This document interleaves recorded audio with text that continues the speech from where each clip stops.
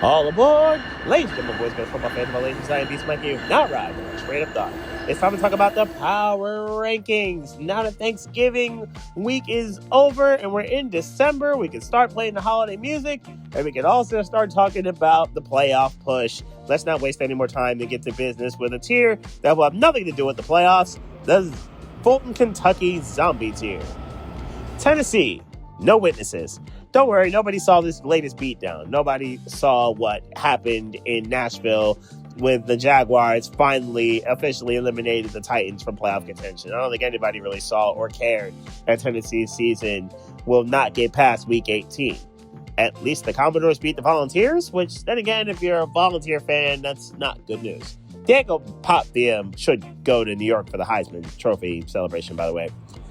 New York Giants, worst kick ever. Comic book guy, salute to him. But anyway, this Young Hoku kick where his foot got stuck in the ground, that's only the Giants, who have had miserable kicking situations all year long, whose special teams have been generally miserable for a lot of this season, would have that happen. And it was moments after a punt return to the crib that effectively ended this game, to be honest. Everybody saw this beatdown that the Giants were administered, and the helmet-to-helmet hits the Patriots were giving to Jackson Dart especially. This was an ugly performance for the Giants, but then again, a lot of Giants' performances have been ugly. Your season effectively ended when Denver came back on y'all a month ago in Denver. New Orleans, both Saints versions. What we saw on Sunday in Miami were both kinds of New Orleans Saints games. One kind in the first half where the Saints were thoroughly dominated, thoroughly outclassed, and had no shot of doing anything productive against Miami. The only reason why it was 16-0 is because Miami left a bunch of points on the board, to be honest. Other than that, this should have been probably 23, 24, maybe even 30-0 if Miami were really playing well on offense. And then we saw the second half Saints and New Orleans fight back. And New Orleans put up a tremendous battle in the second half of this game. But then yet again, they do what the Saints generally do in close games. They don't make the big play late and or make the self-destructive play late, i.e. Tyson Shook with the terrible throw that Minka took back to the crib for a basically 4-point swing. And obviously this was the difference in the game because instead of basically you're in the field goal range, if you get 20 yards, you need to go get all of the yards from onside kick recovery to end zone. And obviously New Orleans couldn't do that. Miami were able to escape. I guess at least the LSU season is over and you got Lane Kiffin. I guess there's that.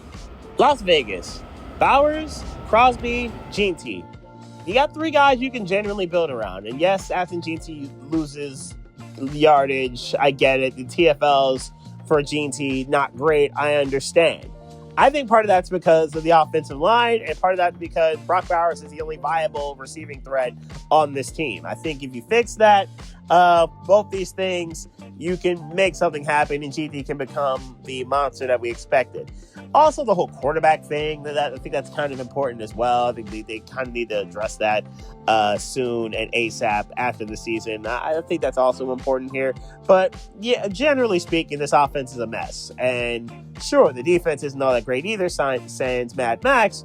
But this needs to be almost a teardown aside from those three guys and maybe Colton Miller. There's maybe a couple other guys I guess you can name, but generally those are your four guys that you're trying to do anything with. Arizona, Vintage Cardinals. Of course, Arizona played a close game because that's a lot of their losses. They're relatively close, and they kind of do what they always do at the very end, which is not make the play to win at the very end. This is it's par for the course by now.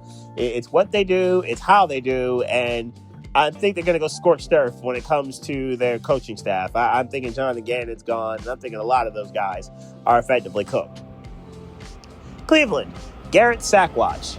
That's honestly the only reason to watch this team anymore. And maybe Shador and maybe Judkins, I guess. But truly, the only reasons to watch this Browns team anymore for the rest of this season are if we can get the sack numbers up for Myles Garrett and get him to 23. That's the goal here. That's the number one premise. Give him the Defensive Player of the Year award. You could just give him the award now, to be honest. And it's a shame that he'll get nowhere close to the playoffs, even with said defensive POI and the second of his career. Washington, even more pain. I didn't think they could do this again. I didn't think they would keep doing this. But yet again, they find a way to have another backbreaking loss. And yet again, and the look on Marcus Mariota's face was that's just brutal. Just a painful, ugly way for their season to go out like this. And this season was basically cooked when Jaden Daniels got hurt the first time, and they just never recovered. And their schedule down the stretch is still not nice because they still got Dallas twice. They still got Dallas one more time, and they still have 2 games with the Eagles. Not that the Eagles are anything special right now, but they still have 2 games with the defending champions. This is a ugly season for Washington and a very forgettable one, except for the new stadium that's going to replace RFK. At least there's that. And the fact that Virginia is in the ACC championship game. Do not blow this, Virginia. The ACC is counting on you. No, seriously. If you lose to a 7-5 Duke team, then nobody in the ACC is getting in a college football playoff. And for that matter, Miami's probably not getting in either because they're going to be behind James Madison or Tulane or whoever may win the 2 other non-power conferences. And the New York Jets. Folk made that? This is 4 days later, I'm still relatively stunned that Nick Folk made that kick. It was very ugly weather. He had just missed a 55-yard kick maybe an hour before the kick that won them the game. I'm legitimately stunned that Nick Folk made that. And I'm not stunned that he got a shot to make that kick because Falcons found a way to do nothing with their last drive and blow a lead within the span of 90 seconds, where they had a 7-point lead and $1:30 to go and still lost in regulation. I'm not surprised at that because that's vintage falconing. But the fact that Nick Folk still made that kick is actually stunning to me. Breece Hall continues to do his thing, though. Breece Hall has had a very good season. It'll get wasted, of course, but Breece Hall's had a very good season. That should also be mentioned here. And let's get to the games of interest in this tier, though. Titans and Browns, true vintage Tank Bowl status. Tennessee is still leaders of the charge, and they're going for their back-to-back Tank Bowl title, but Cleveland only a game behind them. A big game for the first overall pick and control of said pick. Because if Tennessee gets it again, then Tennessee could go get a premier pass rusher like Reese or out of Ohio State, for example. And obviously their win against Michigan was pretty good. But we'll talk about that later. Or Cleveland could go get help for Shador or actually draft a QB1. I mean, there's a lot that can happen here. Big stakes here. If Tennessee loses this game, then it's not going to be much to stop the Titans from getting the first overall pick again. If Cleveland's able to lose this game, then it kind of brings everybody in it because Tennessee is the only team with 1 win. It brings everybody else in it, and it really makes the draft situation very, very spotty and very wild down the stretch. Dolphins, Jets. The Dolphins are still relatively alive, well, faintly, for the AFC playoffs. They're behind by a few games and need some help, but a lot of the teams in front of them have murderous row schedules and have to go through each other. The Dolphins don't have much of that since the Steelers game. And meanwhile, the Jets' season's effectively over, but they've gained some momentum recently, and they've actually played much better lately under Aaron Glenn. Maybe he's tapped into something or figured something out. Maybe it's just as simple as, we're going to go to a quarterback that can actually throw a football past the line of scrimmage and Tyrod Taylor, as opposed to Justin Fields, who can't seem to do that. Miami didn't play all that well last week on offense, even though their defense did very well for the most part, and were able to survive and advance. Can Miami win their 4th straight and 5th out of 6, and for the 3rd straight year, eliminate the Jets from postseason contention officially? If they're able to do that, it'll probably be because they stopped Breece Hall and basically said, Tyrod Taylor, I dare you to beat us with your arm. And if the Jets can win this game, it'll probably be because they forced some turnovers and got some short fields for Taylor, Hall, and Garrett Wilson and company. This will be an interesting environment because it's the MetLife takeover, and many Dolphin fans will probably be there at MetLife. A lot of us in the Northeast contingent. Will I be there? Find out in the next Dragon Ball Z. Or my various videos that I'm going to put out between now and next week. Let's get to the Birmingham, Alabama Monkey's Paw or Fork in the Road tier, if you will. Atlanta, impressive falconing. This is a new one. The fact that you could blow this lead this fast, I mean, we expect the Falcons to blow leads of size, of magnitude. It's like 3-score leads, for example, and it's a slow, painful loss. This was a quick express one. This was like a new Acela train level loss that the Falcons took over this Jets game last week. And it wastes another very good performance by Bijan Robinson. And they've done fairly well without Drake London lately. They haven't skipped a beat on offense for the most part. And Atlanta, your season was kind of cooked a while ago. I would argue it was the Dolphins game that really was the beginning of the end of your season, where the Falcons have not been the same since. I'd like to think that Atlanta's going to do something in the draft, but even then, the Rams have a top 10 pick, which is yours now. This is not great. Just cheer for the Bulldogs. Just cheer for the Bulldogs, Falcons fans, and keep things moving. I think that's your only saving grace. Minnesota somehow got worse. Max Brosmer. Yikes. That was as ugly and as brutal of a performance in a debut that we've seen since Nate Peterman. Like, you Peter memed it. This was really bad in every way, shape, form, and fashion. And that is an all-time hilarious pick six. Like, it is. He yeeted that ball directly to the defender, and back to the crib it went. It was a hilarious performance, and Brosmer was absolutely miserable. The fact that he had 4 interceptions and then Justin Jefferson had 4 yards, that's kind of gross. At least Minnesota kept the axe, though. At least there's that, I guess you could say. So it wasn't a complete, total wasted weekend for Minnesota-esque football. But still, this was as brutal of a performance as you could possibly have. Cincinnati, good defensive performance. This was not a sentence I ever expected to say about the Bengals defense this year. They absolutely clamped up the Baltimore Ravens and caused all of the havoc and all of the turnovers. What's more than 4? 5.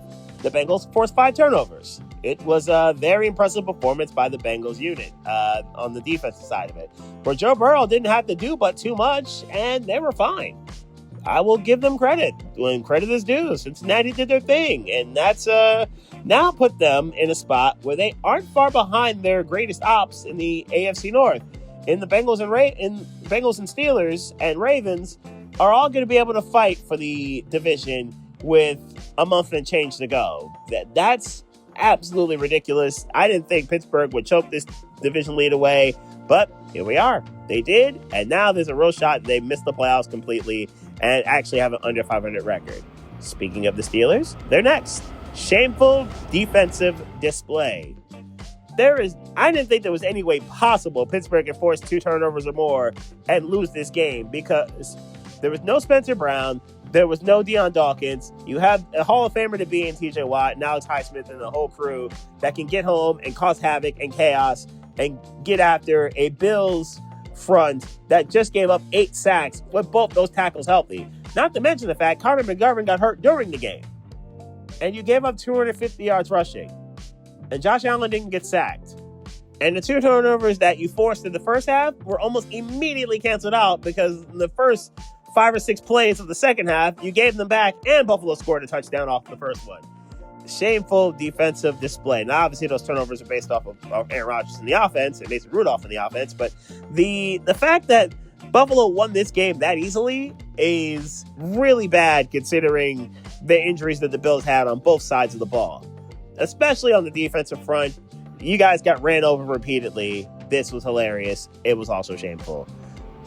Miami, avoiding a sin. They say there are 7 deadly sins, right? But the sin that I'm most focused on here is vanity. Vanity. Obviously, we want the wins to look pretty. I get it. Miami is a city that looks pretty. It's glamorous. It's flashy. I understand. I've been to that city a few times. I love the color and the passion and the lights. I do think it's high maintenance.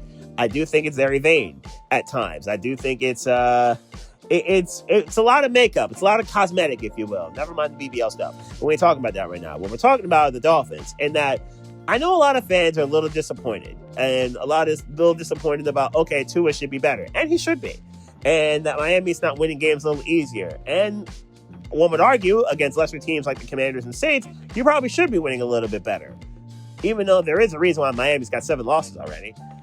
Still, I think Mike McDaniel was right when he says that we're going to have to win ugly sometimes. And ironically, this was a team that 2 years ago could not win ugly. They were allergic to winning ugly games, mostly.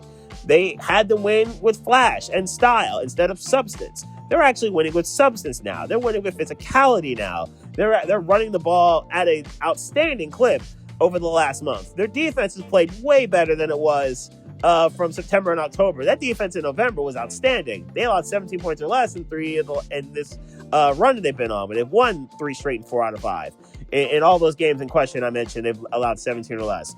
They're playing more physically than they've ever done with Mike McDaniel. And that's the way this team has to do this if they're going to make a run at this. They're going to have another shot against the Jets on Sunday. And if they win that game, they're not completely dead. And they're almost back to 500 if they are to get this win. Kansas City, no safety net. The Chiefs, I think, are out of any type of leeway or rope or, as I mentioned, safety net when it comes to them trying to make the playoffs. I don't think can afford another loss. I think they're effectively done if they are to lose another game, and their schedule is not the easiest down the stretch. I'll get to their game that they have this week later on. It is definitely one of the games of interest. They also have the Chargers one more time. They have the Broncos one more time. They've already lost to both those teams the one time they played them. Kansas City's going to have to win out. There's no other option here. There's no other choice. And if they don't, they're missing the playoffs because the AFC is way too crowded. I think you need 10 wins minimum and then let the tiebreakers fall where they may.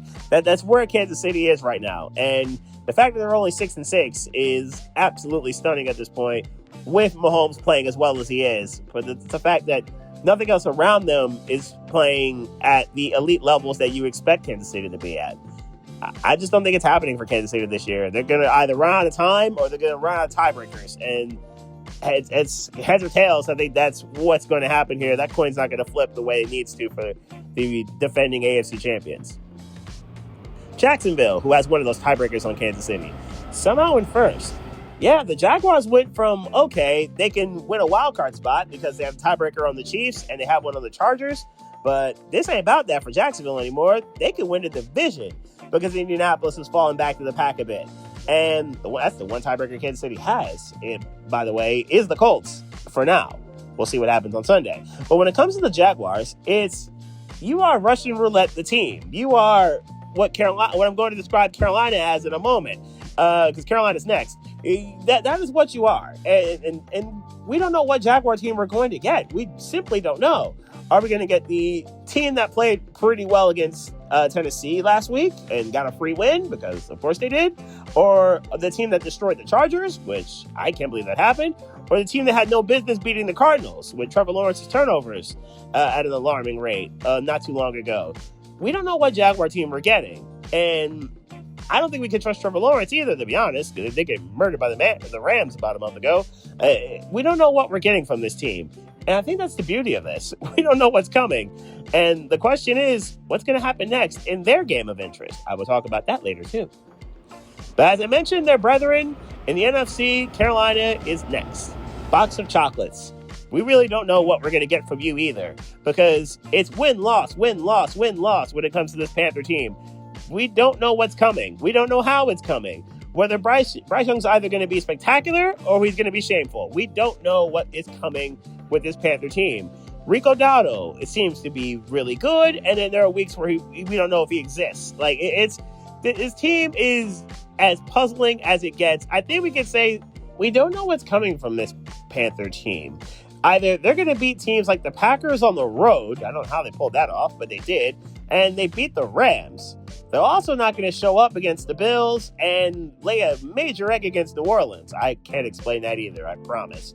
The point is, we don't know what Carolina team we're going to get. We don't know. We don't know if Bryce Young is going to have a spectacular game, i.e. the Cowboy game or the Dolphins game, or we don't know if he's going to be really bad like the Saints game, or if he doesn't even play the Patriots or finish the Patriots or play the Bills game where they got crushed in both those.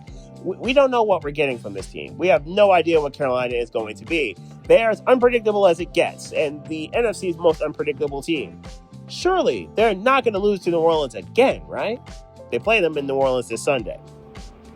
Let's get to the games of interest in this tier, though. Steelers, Ravens, the mediocre bowl, if you will. And mediocre bowl won because they play each other later this season. This game will be in Baltimore, and both these teams got badly humiliated this past week by the Bills and the Bengals, who also play each other, which is kind of ironic.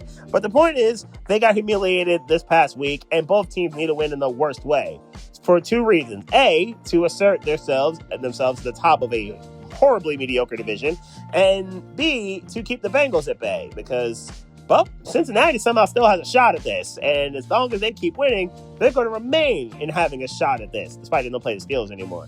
This is as vital of a game for both these teams, and I guess the question is this: Pittsburgh, have you learned anything from what happened last week when Buffalo set a record at Heinz Field for the most rushing yards accumulated and the most that you've given up in 50 years? Have you learned anything? Because Lamar Jackson and Derrick Henry, in theory, are going to want to do what Buffalo just did with Josh Allen and James Cook especially.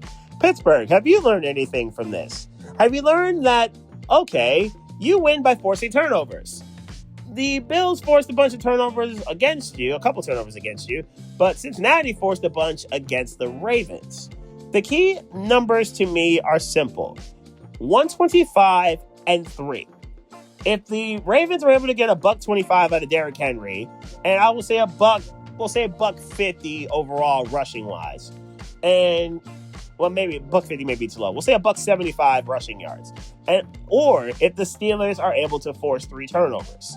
If either of these numbers are eclipsed, I think the team that makes that happen wins. I think it's going to be that simple. We'll see what happens with my picks tomorrow. Chiefs, Texans, Sunday Night Football in Kansas City, a game that Kansas City's got to have. And unfortunately, Kansas City will not have their starting tackles against the best pass rush duo in the game right now, Will Anderson and Danielle Hunter. I don't like this. I don't like this at all for Kansas City. Fortunately for the Chiefs, the Houston offense is not very good, I guess we could say. Sans Nico Collins, because Nico Collins is nice. Him versus Trent McDuffie will be a fun matchup. Anyway, Kansas City got a lot of questionable calls against them last week, but in truth, there were no answers for George Pickens or CeeDee Lamb from the Chiefs, which is kind of disappointing. And Dak played really well in that game against the Chiefs defense, which is a little surprising. Kansas City, you got to have it. And Houston, you got to have it to keep up with Jacksonville and Indianapolis.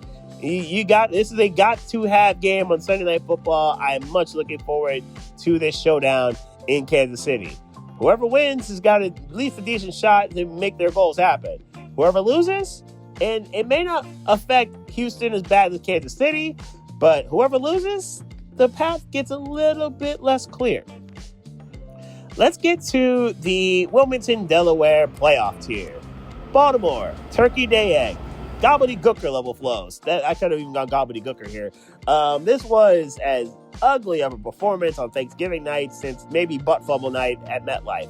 That's how bad this was for the Ravens, where I would argue since the likely fumble, that might have ended the game, it might have ended the proceedings, because it only went downhill from there. Baltimore in a big game has to show up better. They don't seem to, and they get in their own way, and they're the best in the league at getting in their own way, the best good team, kind of good team, and getting in their own way and self-destructing. When they don't self-destruct, they can destroy any team in front of them. When they do, you saw what happened. Pittsburgh, you know your options here. I just explained them. You have to cause Baltimore to self-destruct. If you do not, you will not win. You have been warned. Baltimore, don't self-destruct. Tampa Bay, a little healthier. Hey, you got Bucky Irving back. Good. Mecca Ibuka seems to be relatively fully recovered from his injuries. Good. Same with Chris Godwin. Same with Tristan Wirfs, obviously, who caught the big man tutty last week. Tampa Bay's getting somewhat healthier. And I guess psyche-wise, they're way healthier based off of what happened in Los Angeles. They seem better now. Good. All right. There's a showdown. There are a couple of showdowns upcoming with Carolina. Not for a couple weeks, but there's a couple of showdowns coming. I hope Tampa Bay is prepared, and will be prepared when it's go time. Dallas, path to East. There really is a path to the NFC East for the Cowboys. I didn't think they'd have one a month ago, but in truth there is. Their defense is playing really well, and since the Quentin Williams trade, they have really stepped it up and turned it up. I thought their secondary would absolutely need to improve or get some outside help, but somehow they're getting a little bit better. Sans the obligatory touchdown to Ron Bland seems to allow every week. That seems to happen on a weekly basis. I'm looking for Jameson Williams to score on DeRon Bland at some point, we'll say second quarter. I think Jameson Williams will get one on DeRon Bland because that always seems to happen. Anyway, I like what I'm seeing from Dallas's defense, and they're doing just enough for the Cowboy offense to not have to feel like they have to score every single time they touch the ball. Now it feels like, say Dallas scores 27, it's going to be hard to beat this Cowboys team because their defense is actually showing up. And the other part of this, DeMario Overshown coming back is another big deal here because Overshown really helped stabilize the linebacking core on that unit, and it's made life so much easier for that crew, the back seven, as well as Quentin Williams can really go step up and do his thing on the front of that line. And that defensive line is suddenly looking really good lately.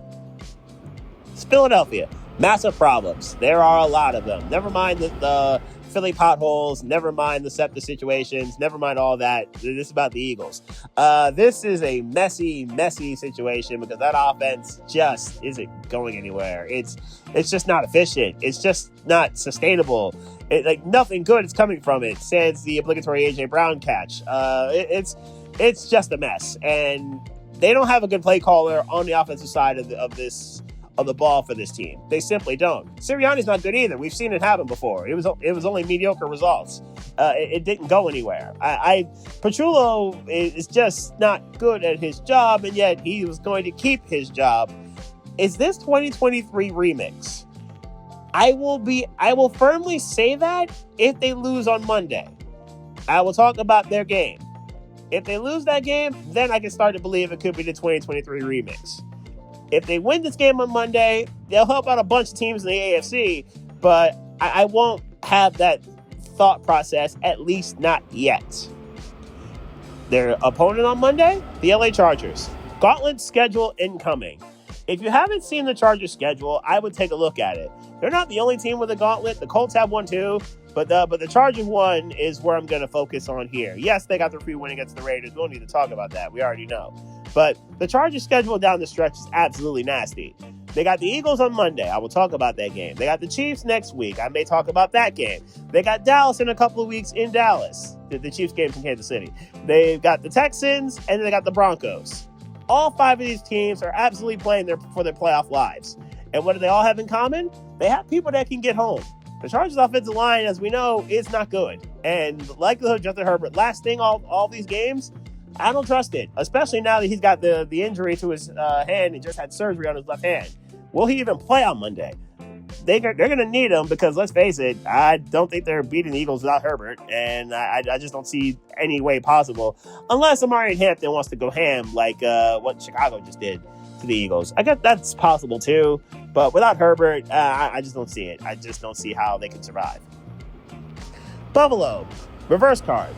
How many times have I said, whether it's during these videos or during the railway recaps or the tour train when the Dolphins played the Bills both times, you can run on the Bills. You can absolutely put up a bunch of rush yards on Buffalo. And teams have done it. Atlanta did it. Miami did it twice. Baltimore did it. You can run on this team. But then Buffalo pulls the Uno reverse card in Pittsburgh. And they say, hey, we can do this too, because James Cook is like that. He's second in the league in rushing for a reason. He proved himself to be as such last week, and they ran for 250 yards, as I've mentioned a few times. It is absolutely stunning to see that Buffalo was able to pull that Uno reverse card in a hilarious way and humiliate the Steelers like they did.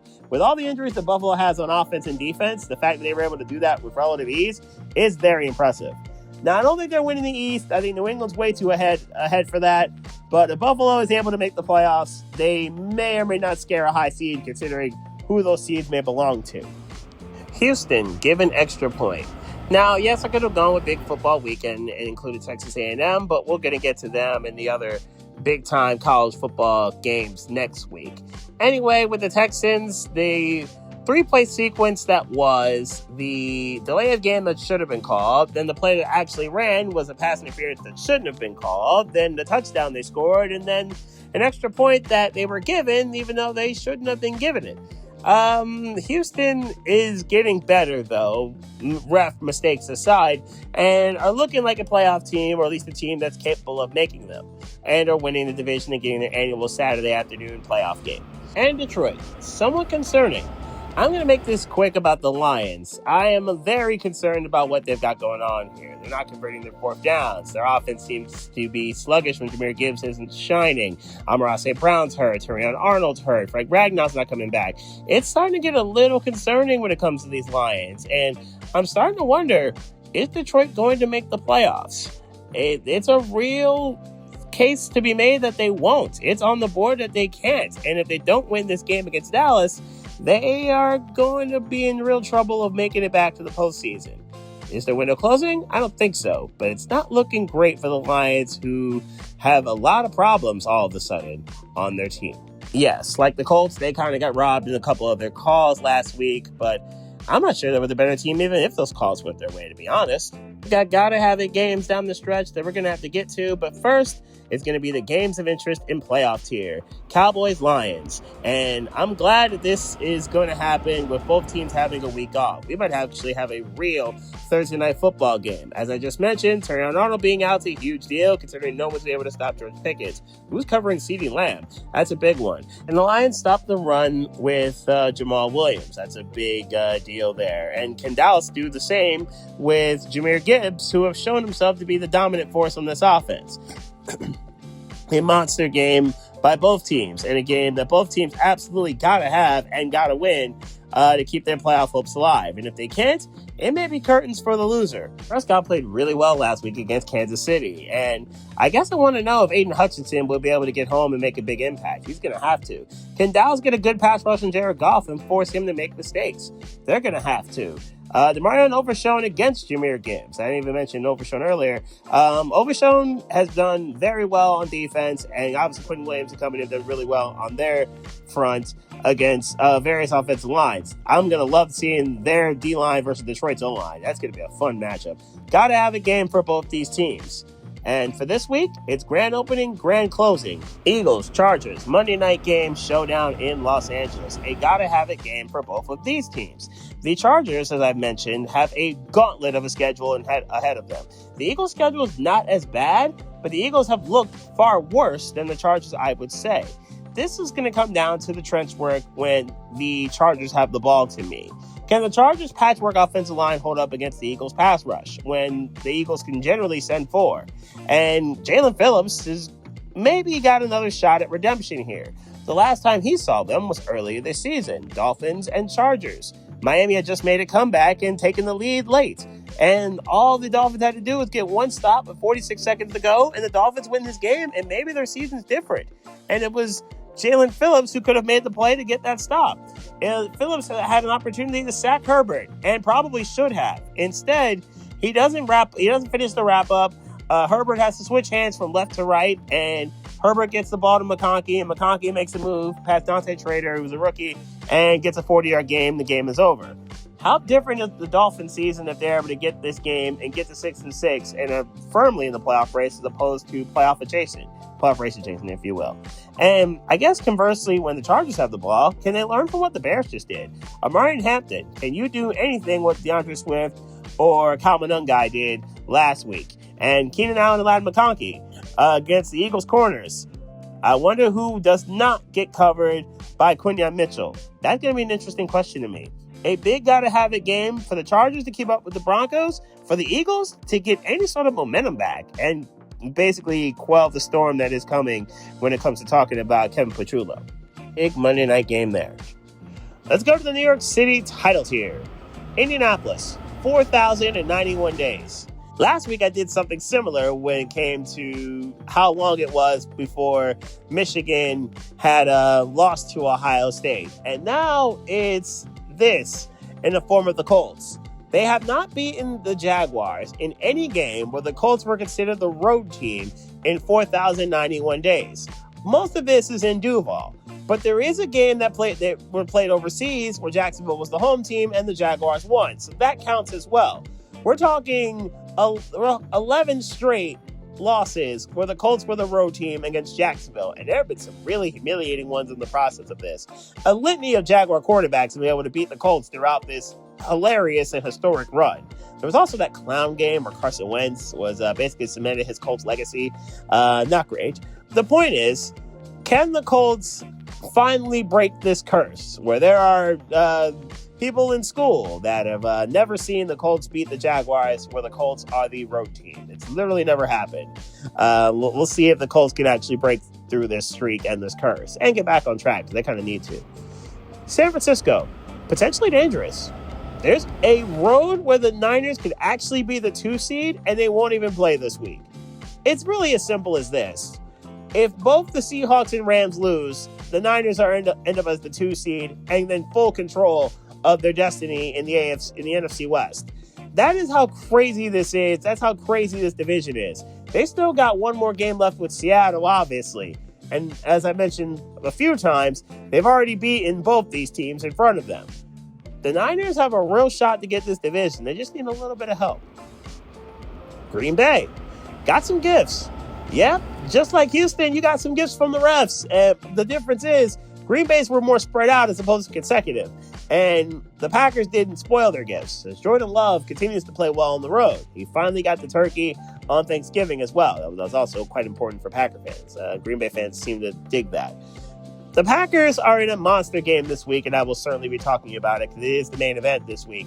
And when it comes to Green Bay, they've got a real shot at the NFC North, as long as you win this game. If you don't, then Chicago might be able to put this division in a chokehold. We'll see what happens. LA Rams, actual turnovers.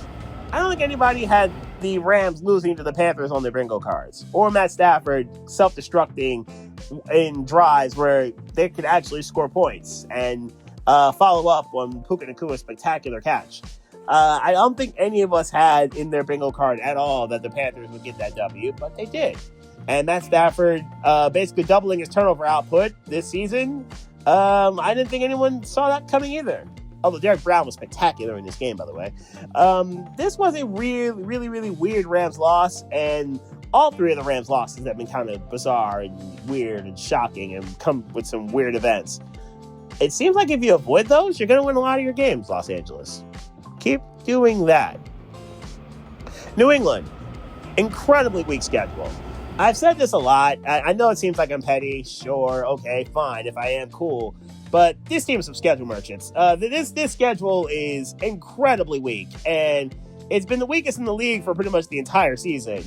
You got Buffalo on the road, fine. Okay, that's a decent win. It's not even the most impressive win by an AFC East team against the Bills this year. Let it be known. You got your win against Tampa Bay. Okay, I guess that works. Okay, fine. That's a decent road win. That may be your best win of the year, to be honest. Beating the Bucs the way they did in terms of like context, in terms of how they did it. That may be the best win you got. I can't even give you the Panthers because Bryce Young didn't finish that game. And still, like, my point is, this schedule is powerfully weak. After this bye week, they're going to have Baltimore and they're going to have Buffalo again. Win those games? All right, we'll talk. Chicago, loud, powerful statement. The fact that Chicago basically had one arm tied behind their back against the Eagles, and it didn't even matter that they had one arm tied behind their back, that's impressive. And that needs to be said, that Caleb Williams didn't have to be spectacular in this game. He just had to not crash the car, and he was fine. Turns out that's what happened here. Ben Johnson's doing something. He's doing something really well. And it's working, whatever it is. The mojo that he's got going on is working. You got your bully coming back to Chicago this week, though. Not in the form of Aaron Rodgers, but a team bully, as you will deal with the Packers. I will talk about that game momentarily. Like I said when I talked about the Packers, win this game, you might be able to put this division in a chokehold. Seth Rollins would probably approve of this. It's not just me saying it. He would probably say it. Becky Lynch would probably say it. And many people in Chicago would probably say it.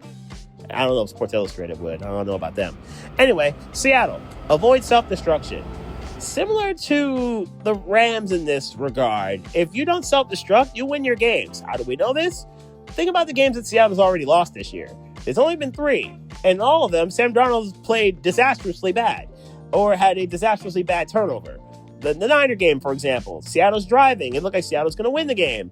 Darnold fumbles thanks to Nick Bosa before he blew out his knee. And then the Niners were able to win the game because the Niners recovered it. Think about the Bucs game. Back and forth, bar for bar with Baker Mayfield, and maybe the cleanest jersey, aesthetically pleasing game of the season. And Tampa Bay gets a last-minute turnover and was able to steal the game in Seattle at the very end with a field goal. Okay, that's not great. And then obviously the Rams game. Darnold throws 4 in-0s, and even with those 4 in-0s, Seattle's defense keeps them in it long enough so that they can attempt the field goal to steal the game. They didn't, and that's effectively why they lost, but I would argue the Darnold 4 turnovers is probably why, the 4 in-0s. Avoid the self-destruction, Seattle, you're generally fine. And I think that's what we've learned about this team. And Denver. Questionable, yet interesting. Denver, I can't give them the schedule merchant label that I've given New England. I can't do that to them because their division's superior to the AFC East thus far this year. The Chargers and the Chiefs are very good second and third place teams. And Denver's beaten the Chiefs already this year. And Denver's played and beaten the Eagles on the road this year. And then, though they should have beaten the Colts, they got ripped off by Indianapolis, but they also beat Houston this year. Denver will be tested as well going down the stretch. There's no denying that. They will be tested by the likes of Jacksonville. They get another Kansas City game. They get another Charger game. They will be tested. They get a Packer game too. Denver's schedule is not nice down the stretch.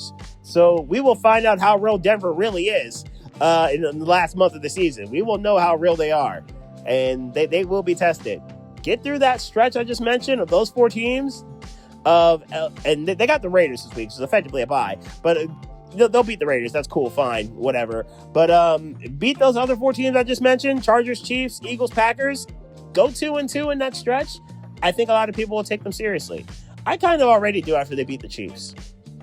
Let's get to the games of interest in this tier, though. Colts, Jaguars, like I mentioned before, 4,091 days.